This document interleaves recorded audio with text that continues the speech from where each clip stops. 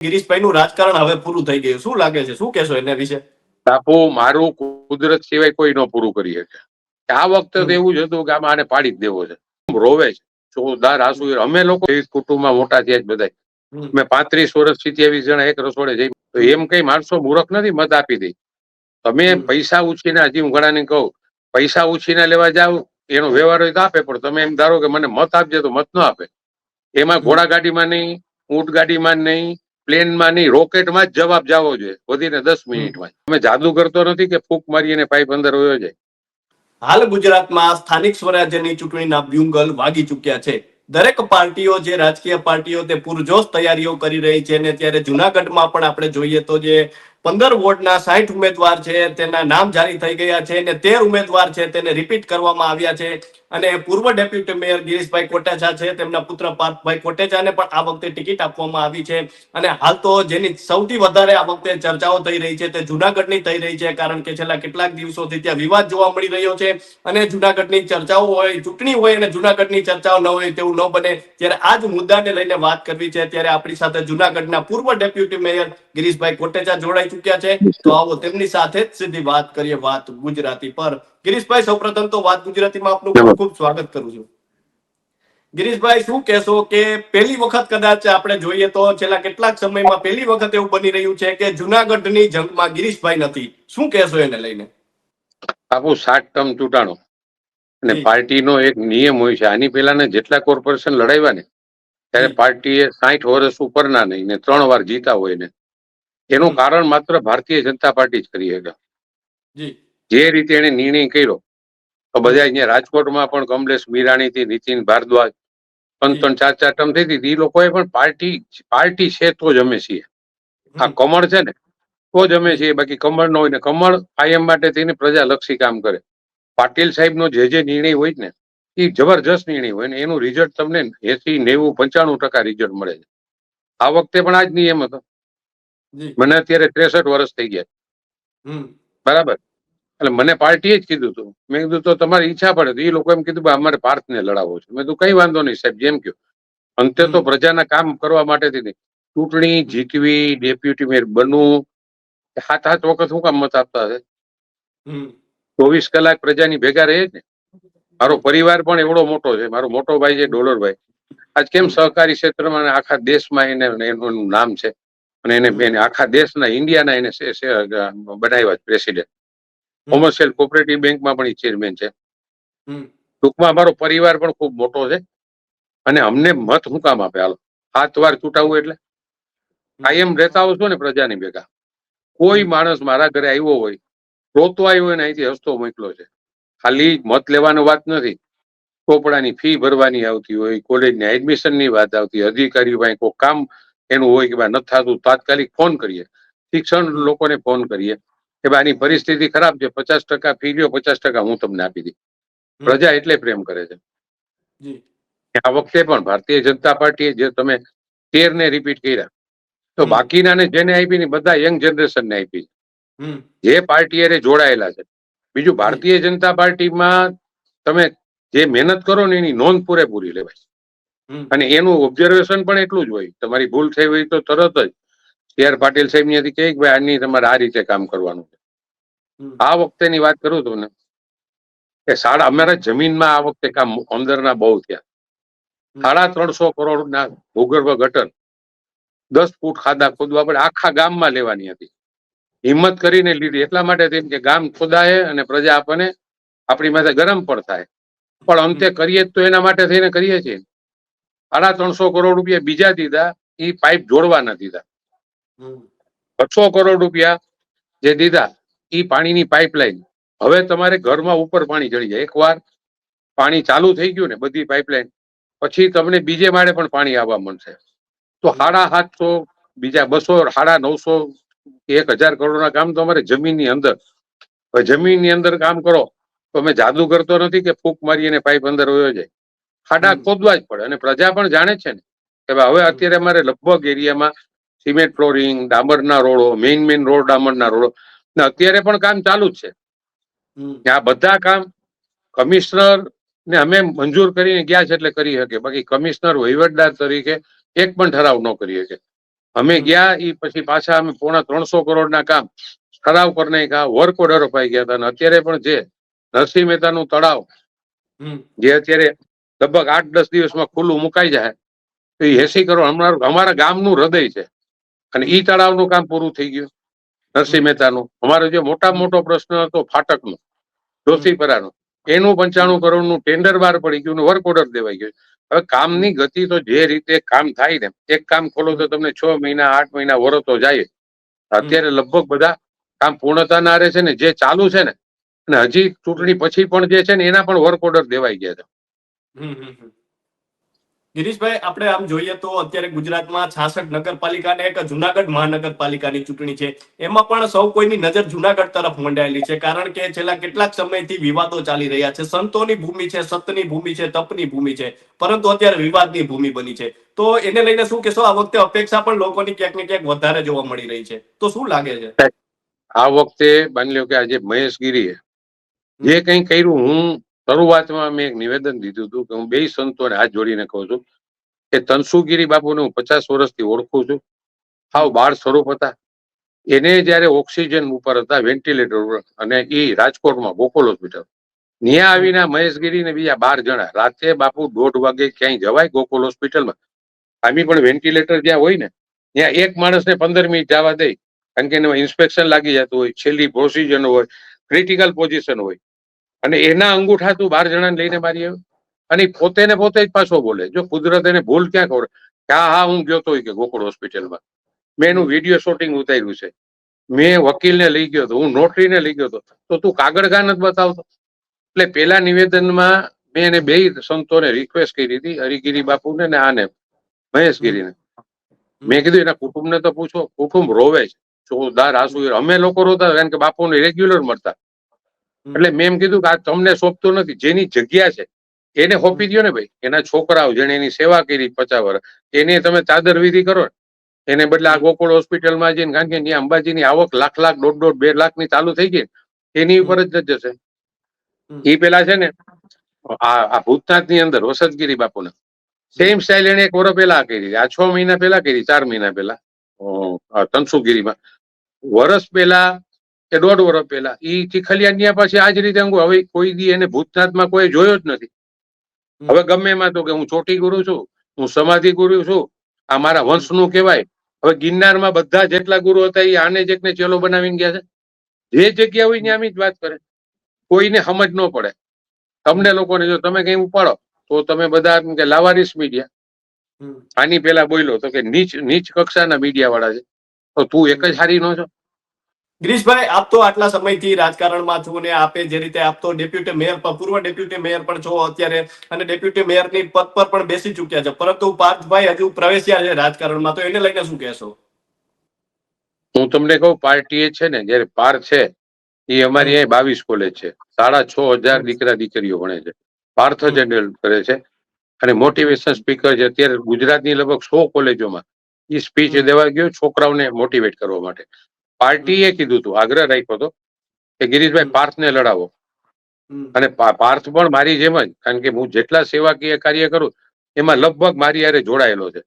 બીજું મને પણ એને જોયું, મારા ભાઈઓને જોયા છે. અમે સંયુક્ત કુટુંબમાં મોટા થયા જ બધા. મેં 35 વર્ષથી 23 જણા એક રસોડે જઈમાં છે. એટલે પાર્થના માટે થઈને કઈ વિચાર્યું, બસ પાર્થને કોર્પોરેટર બનશે. પાર્ટીને જ્યાં જરૂર પડશે, કારણ કે યંગ જનરેશનની અત્યારે પણ ભારતીય જનતા પાર્ટીને ખૂબ જરૂર છે. પાર્થ તો મેજોરિટી જગ્યાએ સ્પીચ દેવા જાય છે ને. એ મહારાષ્ટ્રમાં એટલી કોલેજમાં દેવા ગયો હતો. એનું એજ્યુકેશન છે, એ બધો લાભ ભારતીય જનતા પાર્ટી ને વોર્ડના જેટલા પણ મતદારો હશે, કાર્યકરો છે, એને પણ મળવાનો છે. જી, વિપક્ષમાં પણ આ વખતે જોઈએ તો વિપક્ષ એવું કહી રહ્યું છે કે વિપક્ષ આ વખતે મજબૂત છે, તો એને લઈને શું કહેશો?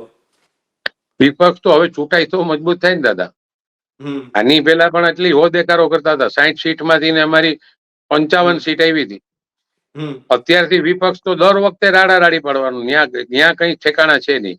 નથી આપમાં ઠેકાણા, નથી કોંગ્રેસમાં ઠેકાણા. ત્યાં છે જ નહીં, કાર્યકરો જ નથી. ત્યાં બધાય નેતા છે. તો એમ કઈ માણસો મૂર્ખ નથી મત આપી દે. તમે પૈસા ઉછીને, હજી હું ઘણાને કહું, પૈસા ઉછીને લેવા જાવ એનો વ્યવહાર હોય તો આપે, પણ તમે એમ ધારો કે મને મત આપજે તો મત ન આપે. તો દિલમાં ઉતરવું પડે. અને જે કામ કર્યું છે ને ગુજરાત સરકારે, કેન્દ્ર સરકારને, જુનાગઢે જેટલી ગ્રાન્ટો આવી એ પદ્ધતિસર એક એક કામ થયા છે અને આખું જુનાગઢ જાણે છે. મત આપતા પેલા માણસો વિચાર તો કરે ને કે મારો મત ફેલ ન જાય.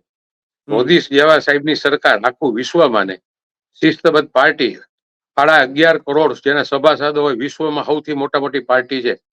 અને જે રીતે પાર્ટીના ઉપરના નેતા નક્કી કરે ને એ જ પ્રમાણે બધા કાર્યકરો કામ કરે છે. શું કામ કરે છે? ત્યાં શિસ્તબદ્ધ છે. અને ભારતીય જનતા પાર્ટીએ નાનામાં નાના માણસનું પણ ધ્યાન રાખ્યું છે, ગરીબ માણસોનું પણ ધ્યાન રાખ્યું છે. અત્યારે કેટલી એવી યોજનાઓ છે, તમે બીમાર પડો અને તમારી પાસે આયુષ્યમાન કાર્ડ હોય ને, માણસો પેલા છે ને ઘરના દાગીના વેચી નાખતા, મકાન વેચી નાખતા.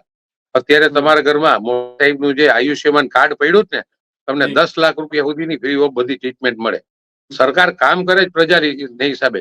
અને અમે પણ સરકારની સૂચના, પાટીલ સાહેબ જે શિસ્તમાં કરાવે છે કામ, પાટીલ સાહેબ આવ્યા પછી 99% બધી નગરપાલિકા, તાલુકા પંચાયત, જિલ્લા પંચાયત હોય એ બધાનું વ્યવસ્થિત રીતે આખું આયોજન કરે છે અમારા સાહેબ. ગિરીશભાઈ, અનેક લોકોનું કહેવું છે કે ગિરીશભાઈનું રાજકારણ હવે પૂરું થઈ ગયું. શું લાગે છે? શું કહેશો એના વિશે? બાપુ, મારું કુદરત સિવાય કોઈ ન પૂરું કરી શકે. અને મેં એવું એક પણ કૃત્ય નથી કર્યું કે મારું રાજકારણ પૂરું થાય. રાજકારણ શેનું પૂરું થઈ ગયું? મારા વિરોધી શું કરે? હાલ આટલા ટાઈમ હું રહ્યો તો મારા પણ વિરોધી તો હોય ને. અને રાજકીય આપણે આગળ વધતા એ પણ દેખી પણ ન શકતા હોય. જેમ પાડવા માણસો નીકળે ને એમ કુદરત તમને હામી મદદ કરે. તમે સારા કામ, હું તમને એમ કહું, 7 વાર માણસ કેમ મત આપે, 7 વાર હું કામ ટિકિટ આપી છે અને પેનલ ટુ પેનલ જ ચૂંટાય છે. તો માણસોને જે વાત કરવી, બાપુ વિરોધી હું વાત કરી, મારા વખાણ કરવા માંડે એને પણ 50 લાભ લઈ ગયા. જે મારું વિરોધમાં બોલતા હોય ને મારી સામે આવીને બોલાવો એક શબ્દ, હાલો બીકનો માર્યો નહીં, પણ એ મને સામે આવે તેમ કઈ ભાઈ ના ગિરીશભાઈ તમે અમારું આ તો કર્યું હતું. ઘણા બાપુ અદેખાય છે ને બહુ મોટી ચીજ છે. અને અદેખો માણસ આખી રાત હુઈ પણ ન શકે. આપણું સારું થાય ને એટલે આખી રાત ન હુઈ શકે. આ વખતે તો એવું જ હતું કે આમાં આને પાડી જ દેવો છે. હવે પાડી ન શકે એટલે એની હાલત તો ખરાબ થાય, શારીરિક હાલત થાય, તબિયત ખરાબ થાય. અને વિરોધી ના જ કરવાનું. પોઝિટિવ માણસ હોય ને એને કોઈ દી, મને બાબુ કોઈ દી કોઈ પ્રત્યે ખીચ પણ ન ચડે.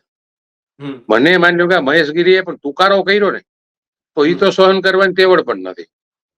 હું કોઈ દી નો સામેથી કરું, પણ જો કોઈ મને તુકારો કરે તેનો જવાબ તો હું 10-5 તારી આપું. એમાં ઘોડા ગાડીમાં નહીં, ઊંટ ગાડીમાં નહીં, પ્લેનમાં નહીં, રોકેટમાં જ જવાબ જવો જોઈએ, વધીને 10 મિનિટમાં. જી ગિરીશભાઈ, ક્યાં મુદ્દો રહેશે આ વખતે જુનાગઢમાં? કેવો મુદ્દો એવો રહેશે કે જેના પર આ જંગ લડાવવાની છે? બાપુ મુદ્દા સામે વાળા પાસે તો કઈ નથી. કયો મુદ્દો? એમ કે તમે વિકાસ નથી કર્યો એવું કહીએ. તમે એમ કહો કે ખાડા ખોદ્યા, તો તમારી પાસે જવાબ નથી કે ખાડા એના તમને પ્રજાની ખાડામાં પડી જાય એના માટે અમે ખોદ્યા હતા. રાજકારણમાં માણસ અમારું સાહેબ ખરાબ કોઈ બોલે ને તો અમે એને સાંભળી લઈએ, એને સમજાવીએ કે ભાઈ આ ખાડો નથી કરવો, હાલ તું ના પડતો નથી કરવો તો તારી ગટર નહીં થાય. અમારે પાઇપલાઇન નાખવા, આ કઈ જાદુગર તો નથી. પાઇપલાઇન નાખવી, તમે આ પાડો. અમે તો એરિયા વાળાને પેલા પૂછીએ કે આ કરાવું એ જ લોકો કઈ નહીં, અમને કાયમી નું સંતોષ થઈ જાય ને આખી જિંદગી પછી અમારે ગટરની ઉપાધિ નો રહે, પાણીની લાઈન ફીટો થઈ જાય, ગેસનું કનેક્શન આવી જાય. તો પ્રજા તો બધું જોવે છે, અમે કામ કરીએ છીએ, પ્રજાને નથી જોતા. અને ખાડા કર્યા હોય તો અમારા ઘરના પણ સ્કૂટર લઈને નીકળાવી ત્યારે કહેતા હોય, પણ ખાડા અમે શોખથી કરીએ છીએ, કામ કરીએ. ખાડા નો કરીએ તો એમાં કામ કેમ થાય? હવે પછી રોડ નો તૂટવા જોઈએ, એ વાત સાચી છે. હવે બીજી તકલીફ ન રહી. હવે જે રોડ થયા પછી રોડ તોડવાનો વારો ના આવે, પણ 5-10 વર્ષે પાછા બનાવવાના આવે તો બનાવવાના. પણ મેજોરિટી ભાઈ આ વખતે બધા કામ થઈ ગયા છે. ભવનાથનું તમે ડેવલપમેન્ટ જોવો, ઉપરકોટનું મેં તમને બતાવ્યું, નરસિંહ મહેતાનું તળાવનું બતાવ્યું, તમે મકબરા જોઈ લ્યો, તાજમહેલ જેવા મકબરા છે, એમાં 6.5 કરોડ રૂપિયાની ગ્રાન્ટ આપીને આખા પાછા મકબરા જેવા હતા એ જ ટાઈપના બનાવ્યા. એક દિવસ નવરા નથી બેઠા. જી, તો ગિરીશભાઈ, જે રીતે આપણે વાત કરી હતી કે હવે જે આ વખતે આપને ટિકિટ નથી મળી, તો આગામી સમયમાં ગિરીશભાઈ કે રાજકારણમાં કે અન્ય પદ પર જોવા કે મળી શકે છે? બાપુ, પાર્ટીને હરેકની કામ કરવાની પદ્ધતિ, કેપેસિટીની ખબર હોય. અમારે અત્યારે પ્રદીપભાઈ ખીમાણી છે, એને પાર્ટી આખા તમે જ્યાં જાઓ ને તો એને પોરબંદરનો ચાર્જ આપે, સૌરાષ્ટ્રના ઇન્ચાર્જ બનાવે. તો પાર્ટીને મને જયારે પણ કામ હોપશે હું દિલથી કરવાનો, પણ પાર્ટી મને જે હોપશે એ કરી. અને પાર્ટીની નજરમાં જોઈ દાદા કોને ક્યાં કામ હોપવું, કેવી રીતે કરવું. ત્યારે તો બાબુ આખા હિન્દુસ્તાનમાં આવડી પાર્ટી થઈ છે. જી ગિરીશભાઈ, આપણે જોઈએ તો અત્યારે હવે જુનાગઢમાં ચૂંટણીનો જંગ ખેલાવા જઈ રહ્યો છે. ઉમેદવારોના નામની યાદી પણ હવે તો જાહેર થઈ ચૂકી છે. તો શું કહેશો, લોકોને શું કહેશો? ને જે રીતે આપણે જોઈએ તો જુનાગઢ ચર્ચામાં છે, તો એને જે આપણે કહી શકીએ ગુજરાતનું સૌથી મોટું પ્રવાસન સ્થળ બની શકે છે, તે અત્યારે ચર્ચામાં છે. જ્યાં લોકો શાંતિ લેવા માટે આવતા હોય છે, ત્યાં અત્યારે કકડાટ ચાલી રહ્યો છે. તો શું કહેશો કે હવે ચૂંટણી આવી રહી છે, તો શું કહેશો લોકોને? બહુ સારી વાત કરી તમે ભાઈ. જુનાગઢમાં આ આવ્યો ને તેદીની અશાંતતા તે કેટલા મેળા તમે લોકોએ પણ કર્યા. આખા દેશની ન્યૂઝ ચેનલ અહીં કવરેજ લેવા આવે છે, બધી જ ચેનલો. શિવરાત્રીના મેળામાં જે બહારના સંતો આવે, આપણે આમ જોઈને પગે લાગવાનું મન થાય. એવું જ પરિક્રમામાં આવે છે. આણે જ 2 વર્ષમાં પાછો એમ કે હું ગિરનારને એમ કે મારે સુધારવો છે, ચોખ્ખો કરવો છે. પેલા તું જ પાપ કરે છો, તું હું ચોખ્ખો કરવાનો? તને 50 પ્રશ્ન મીડિયા વાળે પૂછ્યા કે તું ભગવા કપડા પહેરીને દિલ્હી ગયો તો, ભાઈ ત્યાં જઈને ઉતારી શું કામ નાખ્યા? તું પાછો આવીને પાછો ચરબુડા ને એ બધું પાછો પહેર્યું, વળી પાછો વ્હાઈટ કપડા પહેરીને શ્રી રવિશંકર પાસે ગયો. પહેલી વાત તો એ કે સાહેબ આ વખતેનો પણ મેળો હારામાં હારો થાય, અને પ્રજાને એક તમારા સમજો કે જુનાગઢની પ્રજા સમજુ છે, બુદ્ધિશાળી છે ને જાણે છે પણ કરી. અમે જે કામ કર્યા છીએ નજરે જોયા જ પણ કરી. ખાડા પૈડા તકલીફ થઈ છે એ વાત અમે પણ સાવ નહોતી જ. ભૂગર્ભ ગટર તો નવેસરથી કરવાની હતી ને, એ ભૂગર્ભ ગટરના જોડાણ પણ નવેસરથી આપવાના હતા. જૂની લાઈનો કાઢીને 200 કરોડની લાઈનો જે ફિટ કરવામાં આવી એ પ્રજા માટે જ કર્યા છે. કોઈ રાજકીય માણસને કોઈનું ખરાબ બોલે એવું એને ગમે ખરું? તો બધાય પ્રજા જાણે છે. હરેક વિસ્તારમાં કામ થયા છે, હરેક વોર્ડમાં થયા છે. મારી કાર્યકરોની ફોજ પણ એવડી મોટી છે, અને પ્રજા સુધી ઘરે ઘરે જઈને પણ. અને આ ઓલે વખતે આવ્યું હતું એનાથી પણ સારું રિઝલ્ટ આવશે. ગિરીશભાઈ, અંતિમ પ્રશ્ન છે કે અત્યારે એવું પણ કહેવામાં આવી રહ્યું છે કે જ્યાંથી ભારતીય જનતા પાર્ટીએ જે નામ જારી કર્યા છે તેમાં કેટલાક લોકો નારાજ પણ જોવા મળી રહ્યા છે, કાર્યકર્તાઓ અનેક. બધી પાર્ટીમાં સાહેબ હું 450 જણાએ ટિકિટ માંગી હતી. આપવાની તો હાઈટ ને જ હોય ને. પાર્ટી બધી સમજી વિચારી, બીજાને નથી આપી એટલે એ ઓલા નથી.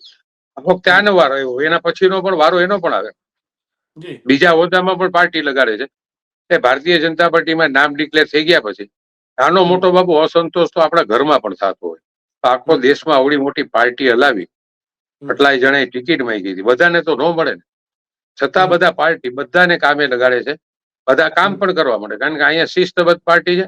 અને કમળ છીએ ને તો જ અમે છીએ. મારી વેલ્યુ હું કમળ આવે એટલે, અમારા નેતા મોદી સાહેબ છે એટલે, નડ્ડા સાહેબ છે એટલે, અમિતભાઈ શાહ સાહેબ છે એટલે, અને CR પાટીલ અને મુખ્યમંત્રી આવા દેશમાં મળ્યા છે એટલે અમારું હાલે. ભારતીય જનતા પાર્ટીથી કોઈ નારાજ થઈને કઈ નહીં કરી શકો. પાર્ટીની હારે જેટલા પણ રહો ને એટલા તમારા કામ પણ વધારે થાય, તમારું ઓફિસો બધા તમારું માનપણ પણ જાળવશે. હું બધાને જ એમ કહું છું કે બધા શાંતિથી બધા કામ હશે. નાનો મોટો અસંતોષ હોય તો તમે એની પાસે જઈ આવશું પણ ખરા, પણ પાર્ટી એક થઈને લડવાની, અને એનું રિઝલ્ટ પણ એવું જ સારામાં સારું મળવાનું. જી, તો ગિરીશભાઈ, અમારી સાથે જોડાવા બદલ આપનો ખૂબ ખૂબ આભાર. તો આ હતા જુનાગઢના પૂર્વ ડેપ્યુટી મેયર ગિરીશભાઈ કોટેચા, અને તેમને જે રીતે વાત કરી કે હાલ તો જે જુનાગઢમાં જંગ જામી રહ્યો છે, જુનાગઢમાં આગામી સમયમાં જે ચૂંટણી છે તેમાં ભારતીય જનતા પાર્ટી દ્વારા જે નામો જાહેર કરવામાં આવ્યા છે, અને ગિરીશભાઈ કોટેચાના પુત્ર પાર્થ કોટેચાને પણ આ વખતે ટિકિટ મળી છે. અને હાલ તો સૌ કોઈની નજર જુનાગઢ પર મંડાયેલી છે, કારણ કે તે અત્યારે સંતોની ભૂમિને બદલે વિવાદોની ભૂમિ બની છે. અને હાલ તો જોઈએ તો ગુજરાતભરમાં અત્યારે ચૂંટણીની ચર્ચાઓ ચાલી રહી છે. તો અત્યારે બસ આટલું જ. ફરી મળતા રહીશું વાત ગુજરાતી પર.